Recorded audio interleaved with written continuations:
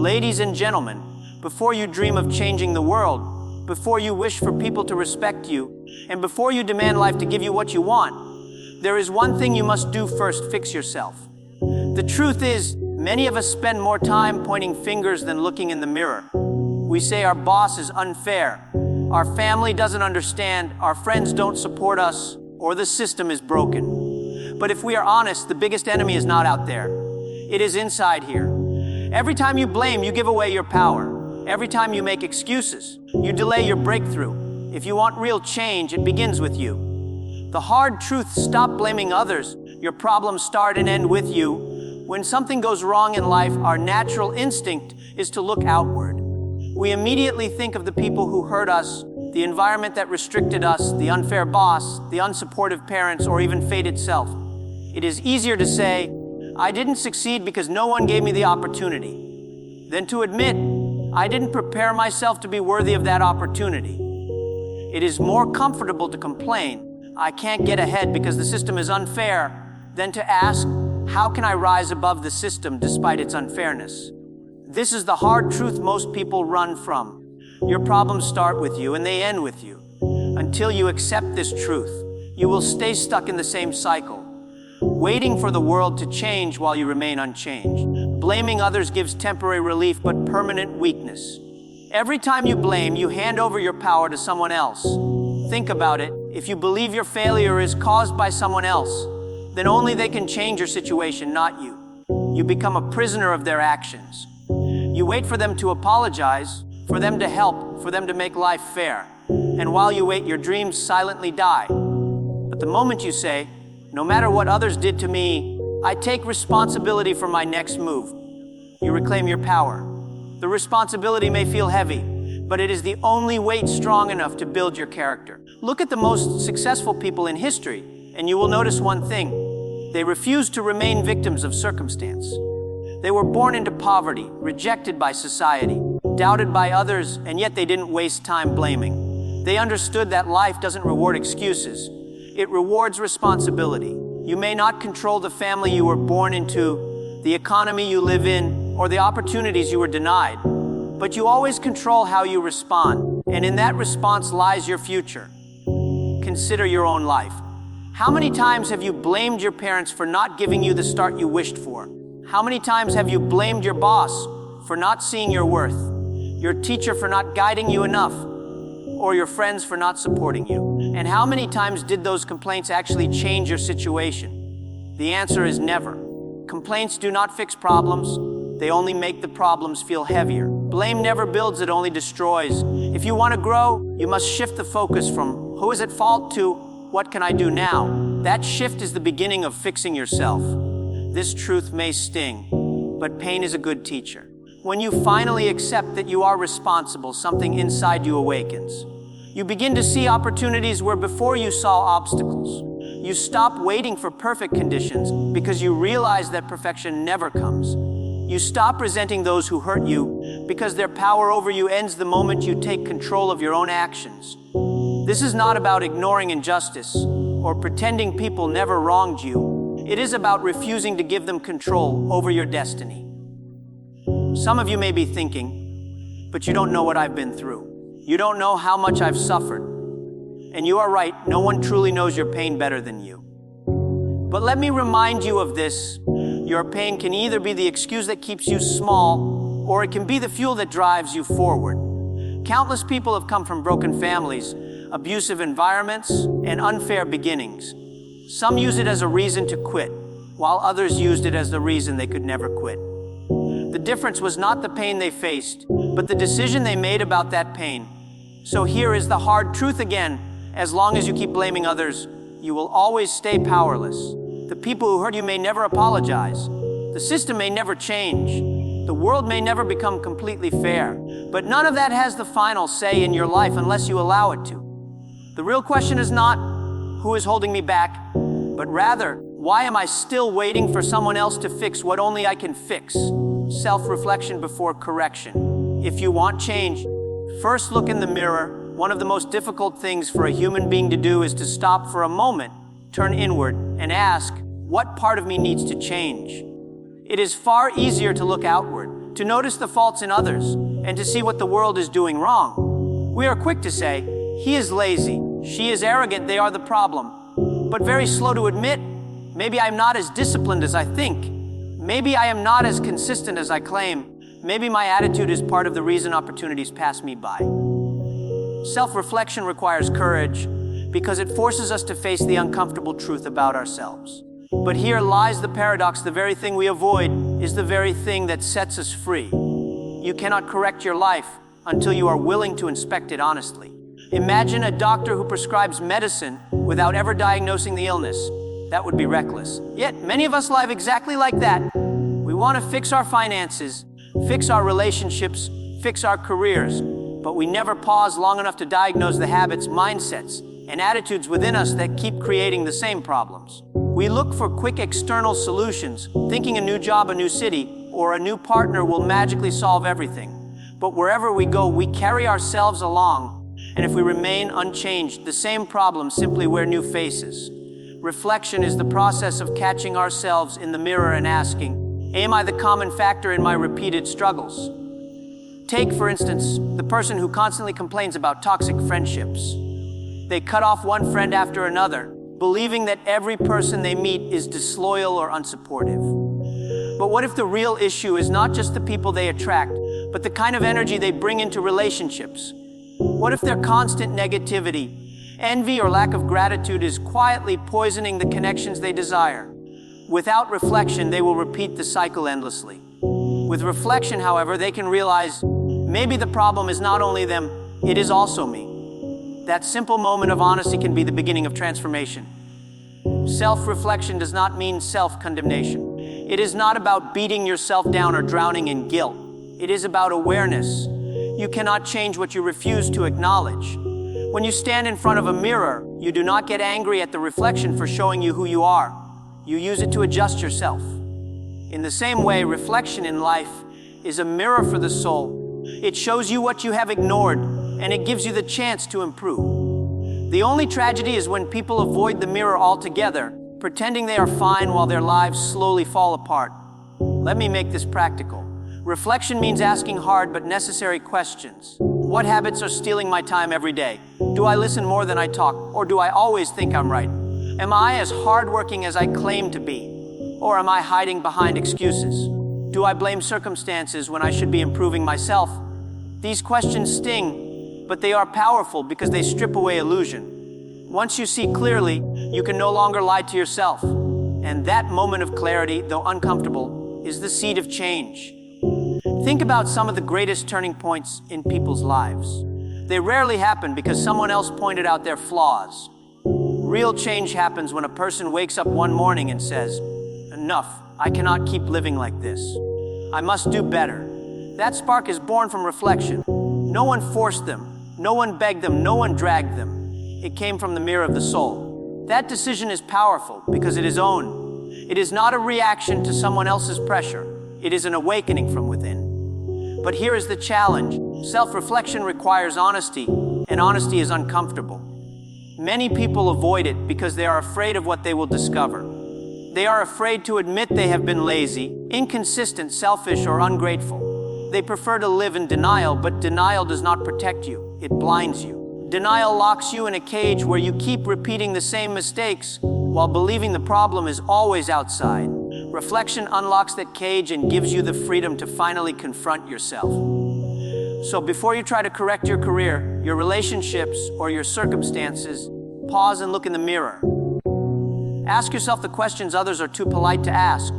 Challenge your own excuses before the world does it for you. Because until you are willing to reflect on yourself, every attempt at correction will be shallow and temporary. Real correction begins only when the mirror is faced with courage. Your mindset shapes your reality. A broken mindset will always create a broken life. Everything begins in the mind before it shows up in reality. The life you are living today is a direct reflection of the thoughts you allowed to dominate yesterday. If you constantly told yourself you are not good enough, you probably never even tried for certain opportunities. If you believed money is impossible to make, you never opened your eyes to see the doors around you. If you kept thinking life is unfair and hopeless, you likely never put in the energy to build something better. This is the invisible but undeniable truth. Your mindset is the foundation of your life. A broken mindset will always create a broken life, no matter how many external advantages you are given. Think of two people given the exact same situation. One sees obstacles, the other sees possibilities. One complains about how hard it is, the other sees a chance to grow stronger. One gives up after the first failure, the other treats the failure as feedback and keeps going. The difference is not luck, not connections, not resources. It is mindset. Your reality bends to the way you choose to think about it. If your thoughts are full of limitation, your life will always feel limited. If your thoughts are filled with possibility, even in hardship, you will find ways to rise. The danger is that many people do not even realize how broken their mindset is. They carry invisible beliefs that quietly sabotage their lives every day. For example, some believe that wealth is only for the lucky, so they never take steps to create it. Others believe they are destined to fail, so they never push themselves to discover what they are truly capable of.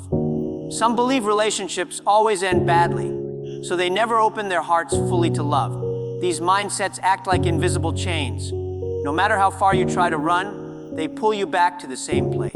Until you change your thinking, you will keep reliving the same story under different circumstances. Let's make this personal. Reflect on how you respond to challenges. When you face rejection, do you immediately think, I am not good enough? Or do you say, this was not my door, but another door is waiting? When money becomes tight, do you say, I will never get out of this?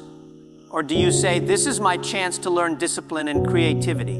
The words you whisper to yourself when no one else is listening are the architects of your future. Your inner dialogue is more powerful than the opinions of others because it programs your actions. If your mind is broken with negativity, fear, and self-doubt, it will keep producing a broken reality. There is a story of two brothers raised in the same environment with an alcoholic father. One brother grew up to become addicted to alcohol himself. When asked why, he said, because my father was an alcoholic. The other brother grew up to never touch a drop of alcohol. When asked why, he also said, because my father was an alcoholic. The same environment, the same father, the same challenges, yet two completely different lives. What made the difference? Mindset. One saw his father as a curse he could not escape, while the other saw his father as a warning he must never repeat. This is proof that your reality is not controlled by circumstances alone. It is shaped by the way you choose to think about those circumstances. The greatest tragedy is when people sabotage themselves before life even has a chance to test them. They say things like, I am not smart enough, I am not talented enough, I am too old, I am too young. These words kill more dreams than failure ever will. Failure at least gives you experience, but a broken mindset kills you before you even begin. You cannot rise above the limits you set in your own head. If your mind is a prison, no amount of opportunity outside will set you free. Your mindset is like the soil in which you plant your life. If the soil is poisoned with negativity, doubt, and fear, no matter what seeds you plant, they will die. But if the soil is rich with belief, discipline, and vision, even the smallest seed can grow into something great.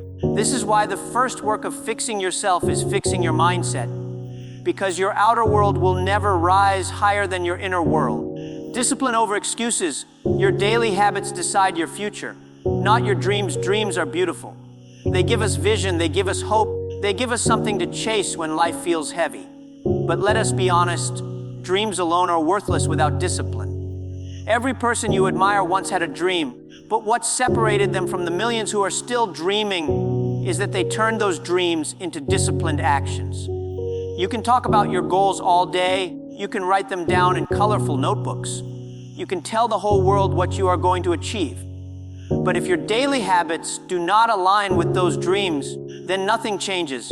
It is not the dream that shapes your destiny, it is the discipline you are willing to commit to every single day. Excuses are the most dangerous thieves of progress because they look harmless. You say, I will start tomorrow, and you think nothing is lost. You say, I am too tired today, and you believe it is just one day. You say, life is unfair, and you think complaining is justified. But what you don't realize is that every excuse becomes a brick in the wall that separates you from your own potential. Little by little, excuses pile up until one day you wake up and realize years have passed. Your dreams are still dreams, and you are left with regret. Excuses sound comforting in the moment, but they are deadly in the long run. Discipline, on the other hand, is not comforting at first. Waking up earlier than your body wants, studying when your mind is tired, saving money when your heart wants to spend, staying consistent when no one is watching. Discipline always feels like pain before it feels like power. That is why most people avoid it. They chase comfort today, not realizing that comfort today creates discomfort tomorrow.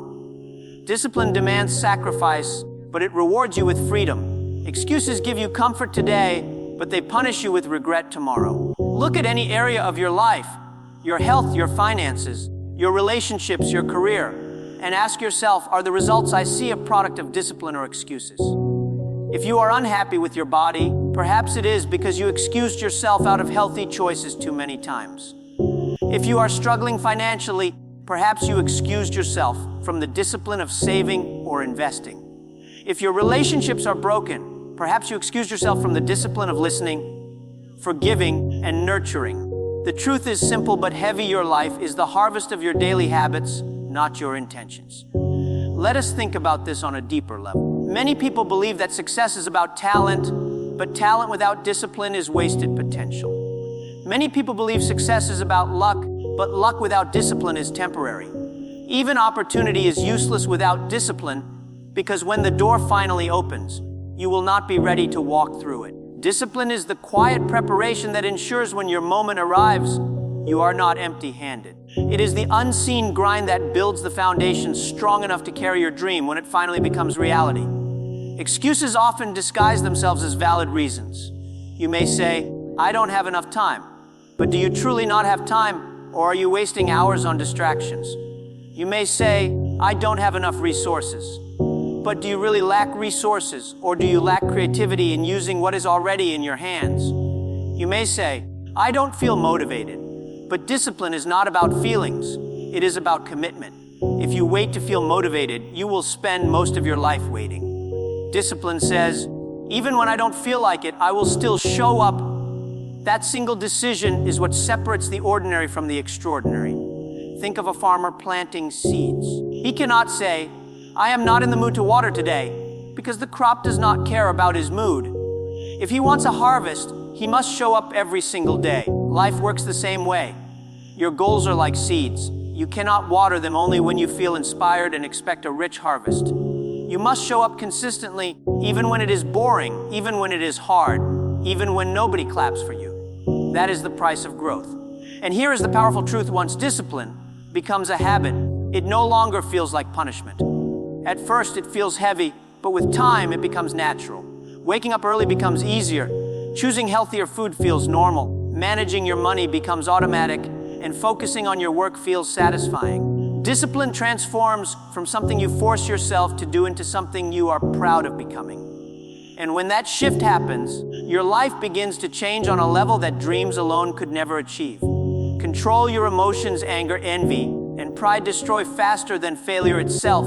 One of the greatest battles a person will ever face is not against the world outside, but against the storm inside. Emotions are powerful. They can inspire you to build something extraordinary, or they can blind you into destroying everything you worked for in a single moment. Anger, envy, and pride.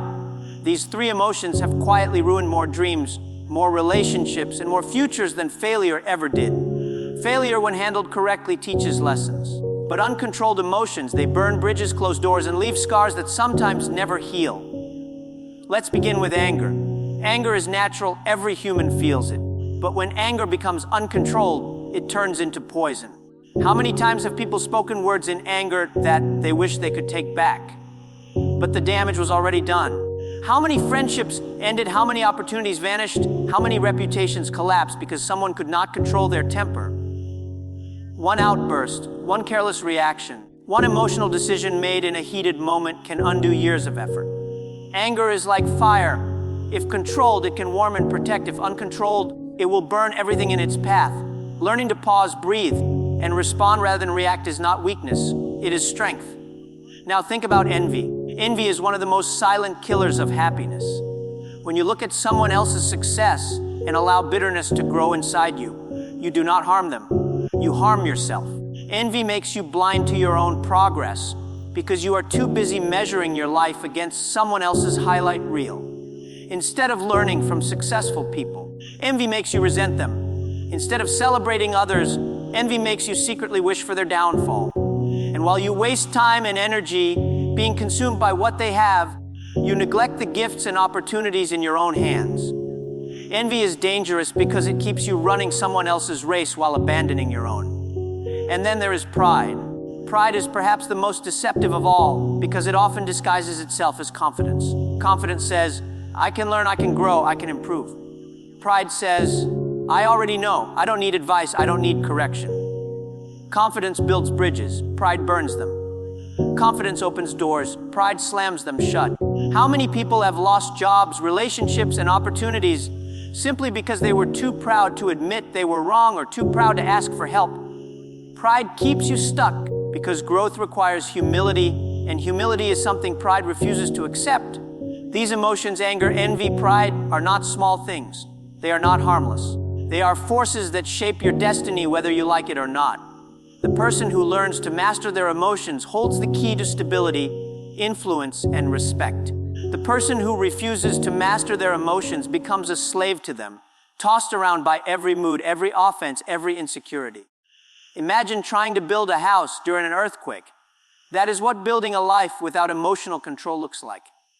No matter how much effort you put in, instability will eventually bring it down. Think of the workplace. A talented employee who cannot control anger becomes a problem no matter how skilled they are. A gifted entrepreneur who is consumed by envy spends more time comparing than creating. A leader blinded by pride loses the loyalty of their team because they cannot admit mistakes. Talent may get you noticed, but emotional instability will eventually expose you. It is not your intelligence or your talent alone that determines how far you go. It is your ability to remain calm, humble, and grounded when life tests you. This is why controlling your emotions is not just a personal matter. It affects every area of your life. In relationships, emotional control builds trust. In leadership, it creates respect. In personal growth, it creates resilience. People who cannot manage their emotions are always at the mercy of circumstances. They react impulsively, they regret deeply, and they repeat the cycle. But those who learn to master themselves from within carry a calm strength that no storm outside can easily shake. Your emotions are not your enemies. They are signals, they are messengers, they are part of being human. Anger can show you something needs to change. Envy can show you what you secretly desire. Pride can show you where you feel insecure. But if you let these emotions drive the car of your life, they will always crash it. They must not be your masters, they must be your servants, and that requires awareness, discipline, and the humility to say, I will not allow my emotions to control my destiny. Growth through responsibility, taking ownership of mistakes, is the key to growth. One of the most liberating, but also the most challenging decisions you will ever make is to take full responsibility for your life. Responsibility sounds heavy because it strips away the comfort of excuses. It means no longer saying, I failed because of them, but instead saying, I failed because of what I did or didn't do. It means admitting that while you may not control everything that happens to you, you absolutely control how you respond, how you learn, and how you rise from it. Taking ownership of mistakes is not about punishment, it is about empowerment. The moment you take responsibility, you step out of victimhood and step into growth. Think about it. Every mistake holds within it a lesson, but that lesson can only be unlocked if you are humble enough to claim the mistake as your own. People who constantly shift blame remain blind to the very patterns that keep destroying their lives. They say, I lost that job because my boss hated me, without reflecting on their own work ethic. They say, my relationship ended because the other person was selfish, without considering the ways they may have failed to communicate or give support. As long as the fault is always out there, growth never begins in here. Responsibility is the key that opens the door to personal transformation because it forces you to face the role you played in your struggles and the changes you need to make. Consider two students who fail an important exam. The first blames the teacher, saying the questions were unfair. He leaves the classroom angry, but he never improves because he believes the problem was outside his control. The second student says, I did not study hard enough. I did not manage my time well. Instead of anger, he chooses reflection. He adjusts his study habits, practices more, and by the next exam, he passes with confidence. What made the difference? Both experienced failure, but only one took responsibility. That decision became the dividing line between stagnation and growth. Life has a way of repeating lessons until we learn them. If you refuse responsibility, the same problems will show up again and again, only wearing different faces. You lose one job for being careless, and instead of owning it, you blame the company. Then you join another company and lose that job the same way. You end one relationship for being dishonest, and instead of owning it, you blame your partner. Then the next relationship ends in the same pain. Patterns repeat not because life is unfair, but because we refuse to admit our role in them. Responsibility breaks the cycle, because once you admit, yes, this mistake was mine, you finally have the power to change it. But here is something important. Taking responsibility does not mean hating yourself or drowning in guilt. It means choosing to be the driver of your life rather than a passenger. A driver cannot control the weather, the traffic, or the road conditions, but they can control how they steer, how they brake, and how they navigate. A passenger, on the other hand, can only complain. Many people live as passengers in their own lives, blaming everything and everyone, but never taking the wheel. Growth begins the moment you grab the wheel and say, no matter the storm, I will take control of how I respond. This is why responsibility is not weakness, it is strength. Weak people hide from mistakes because they fear shame. Strong people admit mistakes because they see them as stepping stones. Weak people point fingers, strong people say, it starts with me. And it is these strong people who grow. They grow in wisdom because every mistake teaches them. They grow in resilience because every challenge builds their endurance. They grow in character because every moment of honesty makes them more authentic. Responsibility is the soil in which growth takes root. Without it, you can only pretend to change, but never truly transform. When you take responsibility, something else happens. People begin to respect you. Nobody respects a person who always has excuses, because excuses reveal fear and immaturity. But when you can say, I was wrong, I failed, but I will do better, people see honesty, courage, and strength. Responsibility earns trust because people know you are not hiding behind lies. And trust, once earned, opens doors to opportunities, relationships, and influence that excuses could never buy. So if you want to grow, start by asking yourself one powerful question. What part of this is my responsibility? It may not be comfortable, but it will always be necessary. Every time you take ownership, you are building a stronger, wiser, and more resilient version of yourself, one that excuses can never create. Fixing yourself fixes your world. When you rise, your relationships, opportunities, and success rise with you. When people think about changing their lives, they often imagine fixing the world around them, finding better friends, getting a better job, waiting for the economy to improve, or hoping their family will finally understand them. But the truth is, the greatest transformation does not start outside, it begins within. When you fix yourself, when you grow in discipline, mindset, and responsibility, everything around you begins to change. Not because the world suddenly became easier, but because you became stronger, wiser, and more prepared to handle it. Your relationships are the first place this shift becomes visible. Many people believe their relationships are broken because the other person is difficult. But often the real change begins when you change yourself. If you are impatient, your relationships suffer until you learn patience. If you are selfish, your relationships suffer until you learn generosity. If you are insecure, your relationships suffer until you learn self-worth. The moment you fix those areas within yourself, the quality of your connections improves dramatically. People are naturally drawn to stability, honesty, and strength. And when you become that kind of person, you will find that better relationships flow toward you without you chasing them. The same principle applies to opportunities. Opportunities often pass by people who are not ready to handle them. Imagine giving $1 million business to someone who cannot manage $100. It will collapse in months. But when you fix yourself by building discipline, by sharpening your skills, by cultivating patience, suddenly the opportunities that once slipped away begin to stay. The doors that seemed locked begin to open, because now you have become the person who is prepared to walk through them. Success does not come to the person who merely wants it. It comes to the person who has built themselves to sustain it. And then there is the matter of respect. The world does not respect titles, money, or status as much as it respects character. You can be rich and still be disrespected if you are arrogant. You can be powerful and still be despised if you are corrupt. But when you fix yourself, when you learn humility, when you control your emotions, when you take responsibility for your actions,